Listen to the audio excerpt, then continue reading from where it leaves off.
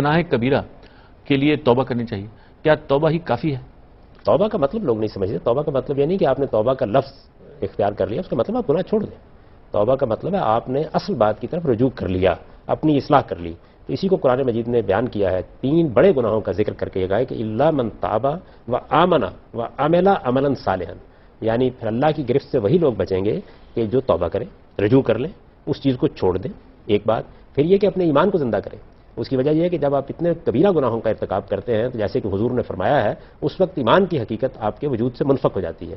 پھر یہ فرمایا کہ اپنی اصلاح کرو، یعنی آئندہ کے لیے بہتر طریقہ اختیار کرو. تو یہ تینوں چیزیں اگر اختیار کر لی جائیں پھر تو اللہ نے ضمانت دی ہے. البتہ یہ ہے کہ ہم جیسے کمزور لوگ بعض اوقات اس درجے میں تائب نہیں ہوتے، کہیں نہ کہیں غلطی ہو جاتی ہے، دوبارہ کسی گناہ میں پڑ جاتے ہیں.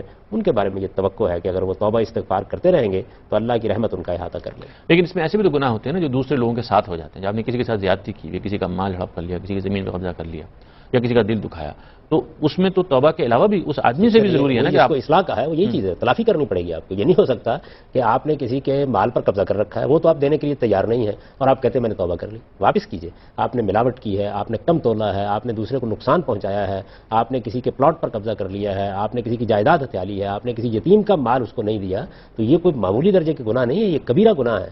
ان کا مواخذہ بھی غیر معمولی ہے. اس میں چونکہ دوسرا فریق ہے، جب تک وہ قیامت میں اپنا حق وصول نہیں کر لے گا اس وقت تک آپ کے لیے معافی کا امکان نہیں. جو آدمی دکان پر بیٹھ کر کم تولتا ہے اسے معلوم ہونا چاہیے کہ وہ اصل میں حق مار رہا ہوتا ہے، اور حقدار اگر قیامت میں کھڑا ہو گیا تو وہاں آسانی سے جان نہیں چھوٹے گی.